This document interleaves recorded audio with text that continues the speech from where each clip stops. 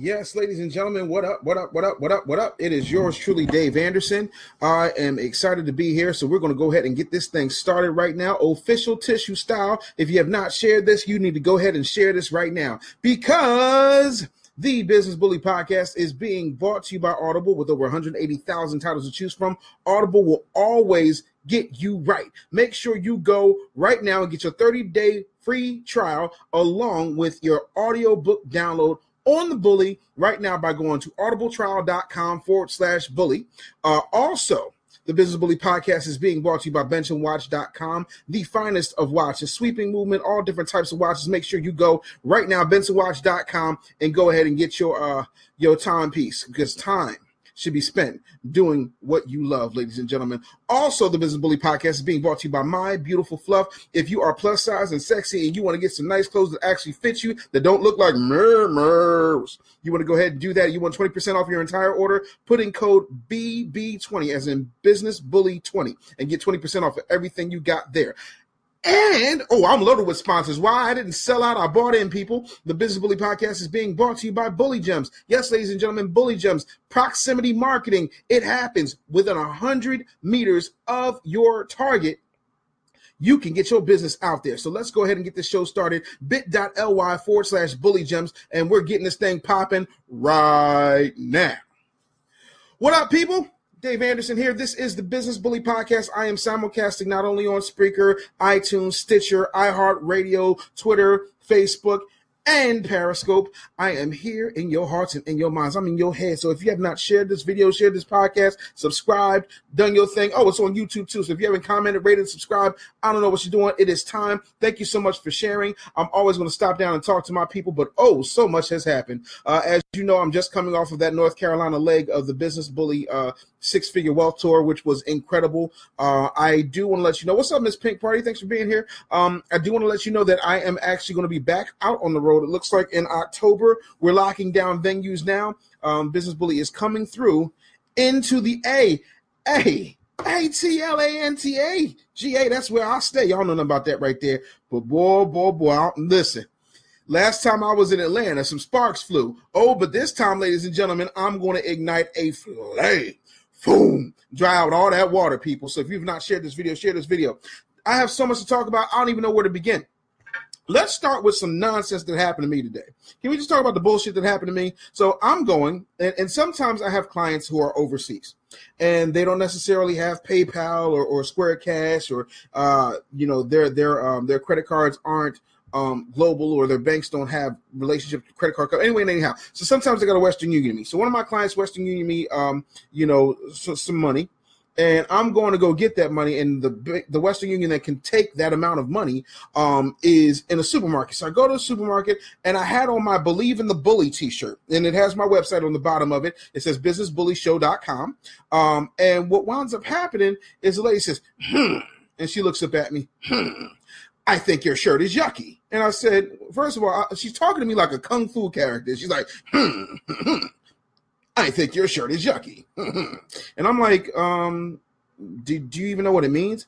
Oh, well, it says bully. That's disgusting. I said, wait, first of all, do you see what's that about? Well, it says something about business. So no, so you don't know what you're talking about, number one. Number two, it's about business. It's about entrepreneurship, the fundamentals of the American dream. And it's about picking yourself up by your bootstraps and making some things happen. So thank you for your ill-timed, disrespectful, and unnecessary comment. I really appreciate it. And then I walked on, got my money, and just made her look as stupid as she should have felt after all that nonsense. I am so sick and so tired of people deciding that they're going to do whatever it is they want to do, say whatever it is that they want to say, and not expect no clap back. Let me tell you something.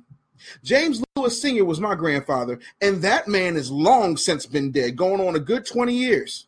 And James Lewis Sr. ain't raised no punk. And James Lewis Sr., listen, he was a kind man, but he will tell you straight. But the difference between me and James Lewis Sr. is I don't have a problem giving you these hands. I ain't my granddaddy.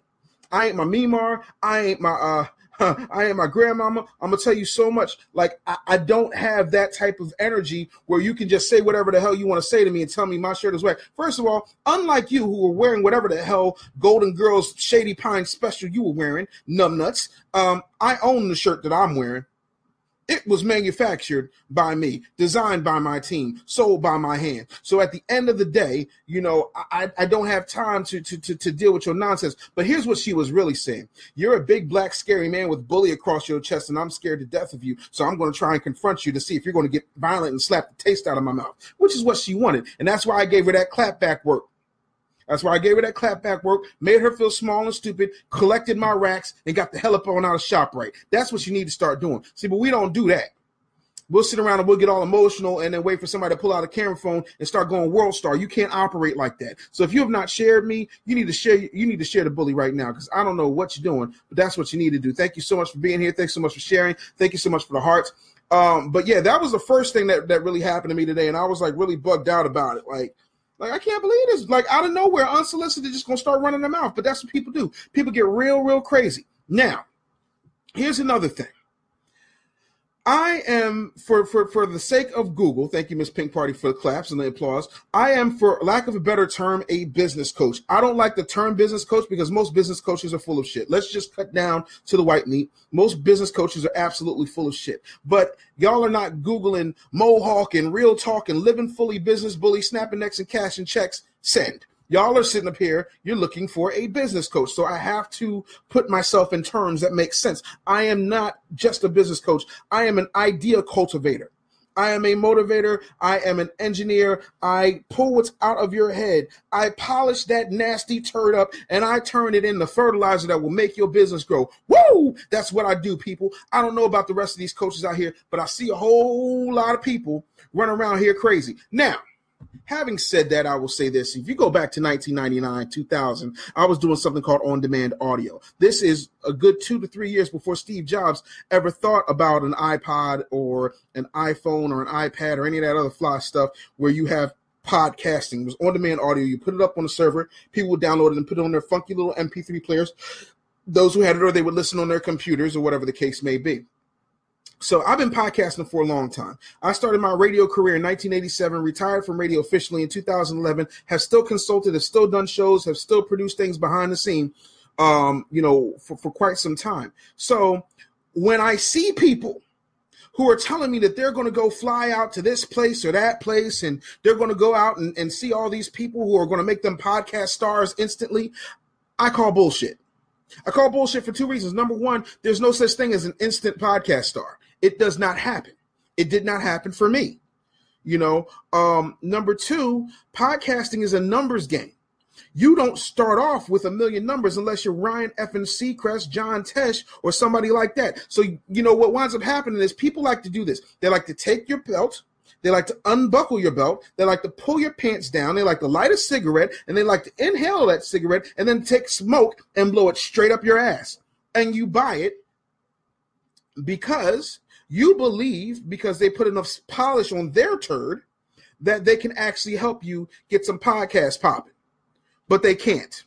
And because they can't, you're going to sit around and spend thousands of dollars just to be in a room with a bunch of people who are allegedly podcast stars, which is somewhat, up to the beholder, if you really look at it, but good and well that I got a podcast class. Good and well that 80% of my students have their podcasts on iHeart. There are students who have gotten bigger guests on their podcast and I got on my podcast. You see what I'm saying? So what really pisses me off is what you're really saying is that you don't believe in the bully.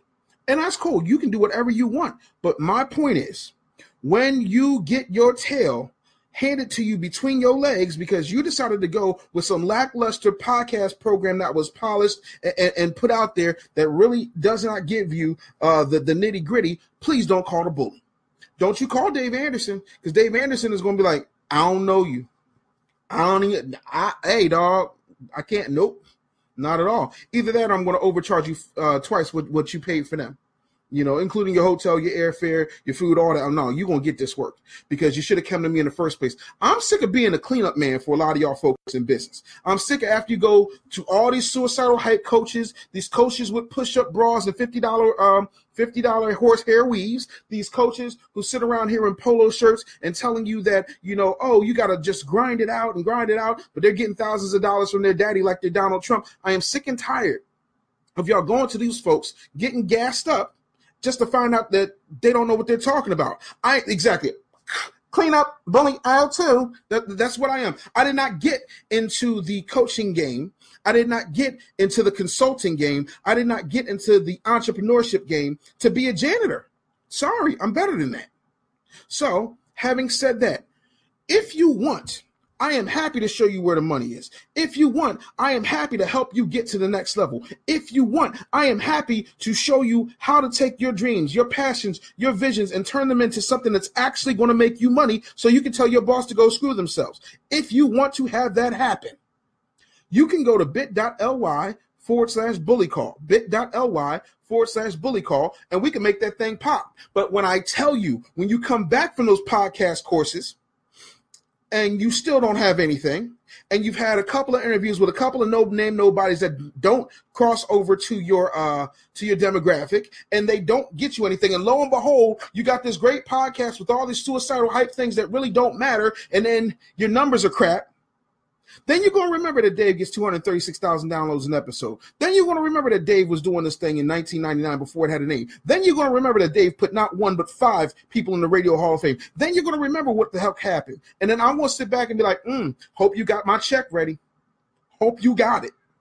You know, so that is that. But bit.ly/bully call. Now, let me say this. If you schedule a discovery call with me, don't call me talking about, well, you know, this economy, oh, Lord, my economy, we in a down economy right now, Mr. Anderson. First of all, don't be giving me that I do declare clutching my pearls, 1864 country time lemonade, shower porch drinking ass sob story. I don't want to hear it. Real rap. Hey, what's up, Rosemary Blast? Thanks for being here. Thanks also, Beast, for putting up the link and sharing out the broadcast. I do appreciate that. I am sick and tired of being sick and tired. You know, so if you come to me, I'm begging you, come with a budget or don't come at all, because you will get embarrassed. I'm telling y'all that right now, because I could have had that spot for somebody who was really ready to take action. I'm about action takers. If you're not about taking action, I don't know what to tell you, but I'm going to tell you like this. Well, how do you don't do this? How are you going to get me there, this and third? Well, I'm going to say, well, look at your situation and look at mine. You go to work every day. I go to work every day. You go work for somebody who's dumber and less educated than you are. I go to work for me and my kids. I answer to my kids. You know what I mean? To God and my kids. Hallelujah. But that's about it. So you look at your situation and then you look at my situation and you decide where you want to be, and then we rock and roll from there. But make sure you got a budget, because if you talking about well, maybe we could do something on the back end. Listen, dog, I don't have time for back end deals. I'm not going to work for you. I'm coming to coach you. You're not going to have me out here like Michael Jordan in Space Jam being the player coach of the Toon Squad. That's not going to happen, baby. I'm a monster already. I am a rock star when it comes to this coaching game. So let's get down to brass tacks. There's some things we need to talk about. But most importantly, if you're going to go to bit.ly/bully call, please don't come broke. Please come correct, because I'm not having it. Now, let's move on to some interesting things that are happening in the world of business. Now, the other day, a little while back, let's just say, depending on when you listen to this broadcast, one of my favorite sports commentators, broadcasters of all time, Jemele Hill. Love me some Jemele Hill. Love me some Michael Smith. Love me some Jemele Hill. Don't you come for Jemele Hill unless you want it with me. Let me tell you something. Jemele Hill decided that she was going to call Donald Trump a white supremacist. Now, I don't know if Donald Trump is a white supremacist or not. I will say that he has defended white supremacists, which is the truth. I will say that Donald Trump said that there were wrong people on both sides of Charlottesville, and I'm trying to figure out how people are protesting hate are wrong when they didn't do anything, run anybody over. But okay, Donald Trump has consistently acted in a manner befitting a suspected white supremacist. Having said that, I will say this. If Jemele Hill was on ESPN saying that, then yes, by all means, fire her. I think it is irresponsible. I also think it reeks of disgusting behavior and bad form for the White House to call for Jemele Hill to be fired because she says something y'all don't like. Do you have any idea how many horrible things Donald Trump has got on Twitter and said? So if that's the case, do we get to fire the president? I'm just curious, because, I mean, you're telling ESPN, because they're owned by Disney, that they should fire Jemele Hill because she had a personal opinion on her personal Twitter on her personal time. That's not how this works. That is the antithesis of the Americans' right to free speech, last I checked. So Jemele Hill, hold your head. God bless you. I feel like, it's good for business for you to do what you did, was keep your business and your personal completely separate. People don't have to like it. But yet and still, y'all let a whole bunch of people sit up here and talk bad about black people all the time, and that's not cool. I'm not here for racism. I don't think it has a place in America. I don't have a love for white supremacists. I do not have a love for anybody who holds hate in their heart, but I'm not going to sit up here and act like Jemele Hill didn't have a right to say what it is she wanted to say, because she did, and I can't say that she was wrong. That's her opinion, and she's entitled to it. Now, another thing, I'm just going to go down the list. If you have a question, you can always ask the question while you're rocking here. Charles Davis II says, hey, what's the fastest way to grow your business? Well, that depends on what your business actually is, Charles. My whole thing is make sure that you're getting your message out there in a way that bleeds through your competition. So if everybody is talking about we're going to wear suits, don't wear a suit. Be as casual as possible. Listen, I've shown up and given speeches to 6- and 7-figure earners in sweats and T-shirts and rocked it. It's not what you wear, it's how you present yourself. I believe that a lot of us are presenting ourselves in the way that is traditionally concurrent with what happens in that particular industry. If you want to grow your business fast, you want to be able to stick out, do things that are bold, go differently. Don't be like everybody else. Be as much a radical as you can possibly be while staying authentically you. So that's the balance. But thanks for the question, man. I think that's a great question. If you want to give me some more insight, you can feel free to do that. Or you can schedule a discovery call at bit.ly/bully call. Now, I hope y'all know we're about 8 weeks away from the Big Baller brand dropping those shoes off. So if you've ordered your Big Baller brand shoes, I have not ordered my pairs yet, but I promise that I probably will be ordering me a pair of ZO2s. If I don't do nothing, I'm going to get me the slides, something, because I just believe that, it's an amazing thing to be able to have your own brand. You know what I mean? And nobody has an issue. And this is the thing that really bothers me about people who criticize LeVar Ball. Nobody has the issue with the Kardashians selling their own stuff. Nobody batted an eye when they talk about the Kardashians' prices for makeup, for T-shirts. The Kardashians went and put Tupac and Biggie on a shirt and superimposed their image on that shirt, and people were outraged. But they had the latitude to do so. You want to know why they had the latitude to do so? Because you've enabled them this whole time. But you won't enable a man who's trying to set up a legacy for his children that is not criminal related, that is actually making money. I have a problem with that. And people can charge whatever they want to charge. Nobody ever got on Versace and said, you know what, they need to lower their prices. Nobody's going to Michael Kors, Marc Jacobs, Christian Louboutin and said, y'all need to lower your prices. But LeVar Ball does it, and y'all ready to go off. Shout out to Facebook because, they have a Ball in the Family reality show. You should check it out if you haven't seen them on Facebook. It's absolutely amazing. I'm a proponent of the Big Baller brand, especially, for those of us who are entrepreneurs. Now, another thing I need to talk about real quickly is the notion that the Big Baller brand, there's something wrong with it, and there's not, because I look around and I see people criticizing the Big Baller brand who don't have a brand at all. So that's problematic for me, but I don't like that nonsense. Charles says, check out my business and let me know what you think. I don't know what your business is, Charles, so it's kind of hard for me to do that. Again, please schedule a call, bit.ly/bully call, and we can make that happen. Also, shout out to Snoop Dogg's son. Snoop Dogg's son quit UCLA and is now modeling. He's murdering New York Fashion Week. Good for him. You want to know why? This kid is thinking global. Football has a very short shelf life. It has a very short shelf life.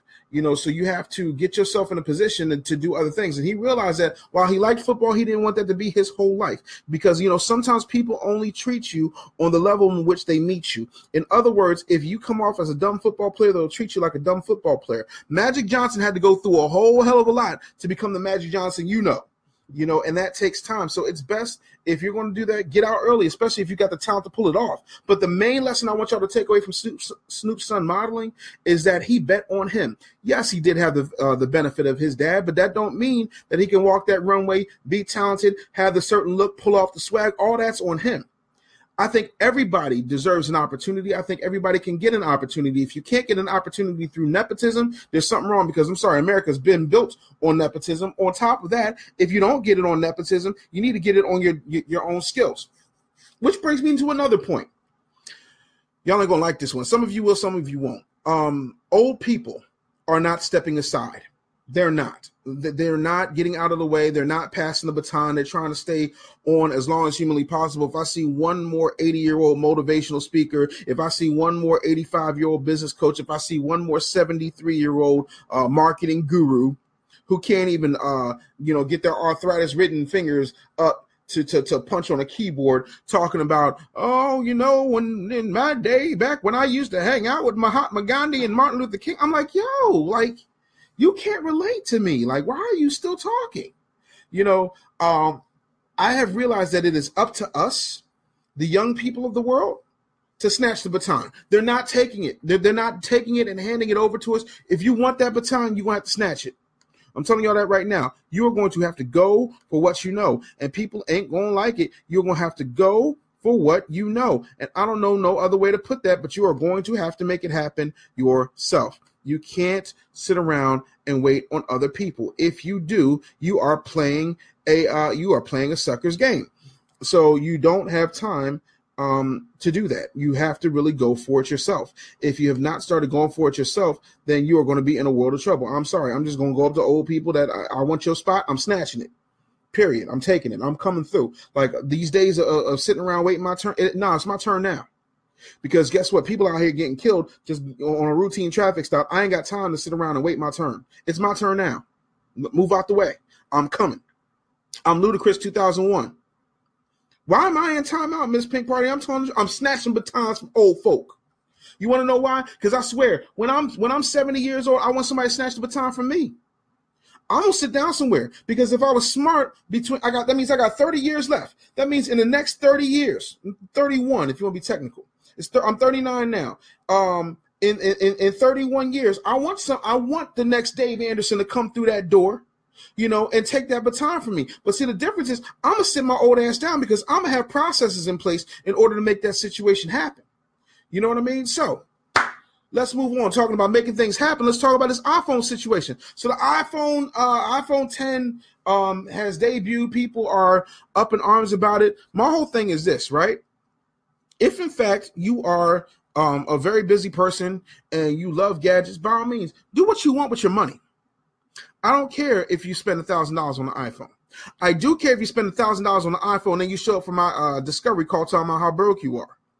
That to me is ass backwards. If you can afford $1,000 phone, then by all means get the $1,000 phone. But if you can't afford $1,000 phone, then don't get the $1,000 phone. I don't understand this. Michael Jackson said this too.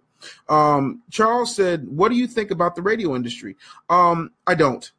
I've retired from radio. I don't really think about it much. But if you're asking my professional opinion, I think the radio industry leaves a lot to be desired. I don't think that they ever really cater towards the audience. I think that the fix is in. I've done podcasts on how I feel about the radio industry as a whole. I feel like they don't cultivate talent. I've even said that on the Breakfast Club. I said that Angela Yee and Charlamagne came from the outside in. Envy came in at a very enviable position, because basically he got the job of the person who was criticizing him, and that's my friend Star. So there's a lot of things there. So what winds up happening is you have these people who either get in the syndication or they become nothing. They're just there keeping the lights on and keeping the radio station running. They're not doing anything specifically brilliant, specifically groundbreaking. They're not doing anything. Everything is yo, it's your boy. Follow me on Twitter. Check out my Instagram. There's no real content there. There's no real amazing things happening on the radio anymore, because people don't want to stick out, because they're afraid that if they stick out, that somebody's going to say some dumb stuff like, well, the music is the star. Don't be the star. The music is the star. And I'm like, that's bullshit. The people who serve up the music are the stars. And if you're not able to become a star on the radio station, you don't need to be on the radio station. But see, the radio corporations want you to be just like McDonald's. In other words, the Big Mac in Nashville, Tennessee tastes like one in Chattanooga, tastes like one in Newark, New Jersey, tastes like one in Philadelphia, Pennsylvania. So that's how that goes. So that's my take on the radio industry. What is the best way to attract customers? Thanks for asking that, Tracy. It depends on your industry. I will say that you need to go to wherever the people are. A lot of you have personal feelings about social media, and that's where everybody is. A lot of you have personal feelings about guerrilla marketing, but those are the things that are going to help you stand out. If you're not doing that, I don't know what to tell you. If you would like to schedule a call, you can do that, bit.ly/bully call, and we'll be happy to make that happen for you and do a deep dive into your business. But I think you attract customers by, number one, letting them know where you are, number two, letting them understand how you operate, and number three, giving them more value than anybody in your lane. We don't do enough of that. We don't tell them who we are, we don't show them what we have, and we don't over deliver in value. And until such time as we do, we are going to be lost. And that is the bottom line. Bit.ly/bully call. Once you get that set up, then we'll send you a number to call. Hey, what's up, Delvin Barber? Thanks for being here. I do appreciate you. Now, when it comes to this iPhone, you can get whatever you want. I'm big on that. But these people who are so diehard to leave people alone because they got an iPhone, because they're doing this and that, and there's no, half of y'all playing Candy Crush on your damn iPhone. Y'all ain't doing nothing monumental. You're not running a business with it, and if you were, you'd be writing it off, and it wouldn't matter how much it costs because it's supposed to be making you more money than you're spending on it. But that's a whole nother hour conversation. The one thing that I hate, though, is the same people who are justifying the iPhone purchase are the same people who are justifying Beyonce things like, it's your money, you can do whatever you want with it. Yeah, while that's true, you still don't have a business. Yeah, while that's true, you're in my inbox, in my email, on my Facebook Live, on my Periscope, on my podcast, complaining about how much you hate your job and how you can't get to where you want to be. But then you bitching and moaning and whining on, whining on me, and I'm a different type of whining. I'm Mario whiners. I don't want to know if you're miserable. That's a flipping choice. So you can be miserable on your own. I don't have time to be your daddy. I don't. So I really want you to figure out what makes sense for you and go from there. Let's hold on one second. People are calling me in the middle of my damn broadcast. Pisses me off. Anyway and anyhow. So that's pretty much that, man. Like that just gets on my last nerves. I'm always happy to answer questions. I feel like it's extremely important. Again, bit.ly/bully call to set up a discovery call to help your business get to the next level. I hope all is going well in your world. October, we're heading to Atlanta. I'm not exactly sure where in Atlanta we're going just yet. We're looking at venues right now. We will keep you posted. So yeah, that's that. He says, Charles says, do you think the era of small business is coming to a close? On the contrary, I think small business is on the way up. It's on the way up. What's happening, though, is with these small businesses, you're seeing people, get worried about Amazon, getting worried about this one, that one, and the other one. But I think if you stay true to your situation, I think you'll be good. But most people won't stay true to their situation. They'll worry about dumb stuff, and that's where the problems come in, and you can't necessarily do that. So listen, that's about it for me, man. I'm going to check y'all out next time. I'm also going to put up an interview I did with my brother Raheem Shabazz. He does elementary genocide. It's absolutely amazing series. So we're going to talk again real soon, man. I'm going to start just putting out content. I love y'all. As always, get out of your feelings and into your business. Peace.